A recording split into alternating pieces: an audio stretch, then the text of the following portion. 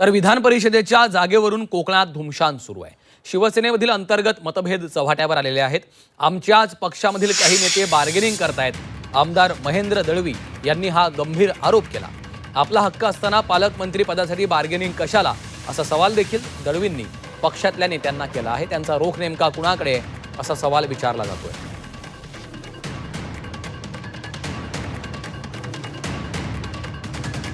रायगडच्या जनतेने भरशेष रूपाने चौथ्यांदा आमदार भरशा निवडून दिले। आज ते मंत्री आहेत।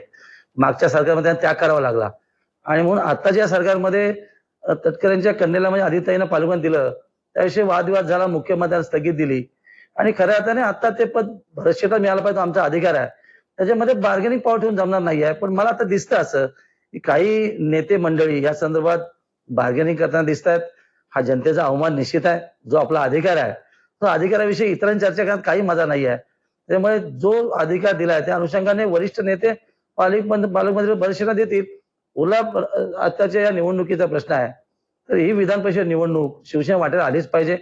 सर्वाधिक कोकणातले आमदार आमच्याकडे संख्याबळ आहे, सर्वाधिक ताकद आमच्याकडे आहे, मताधिक्य आमच्याकडे आहे। त्याच्यामुळे हा आग्रह आमचा राहणार आहे आणि जर याच्यामध्ये योग्य निर्णय झाला नाही आहे तर मग शेवटी जनतेच्या हितासाठी आणि पक्षाच्या हितासाठी हा निर्णय आम्हाला घ्यावा लागेल।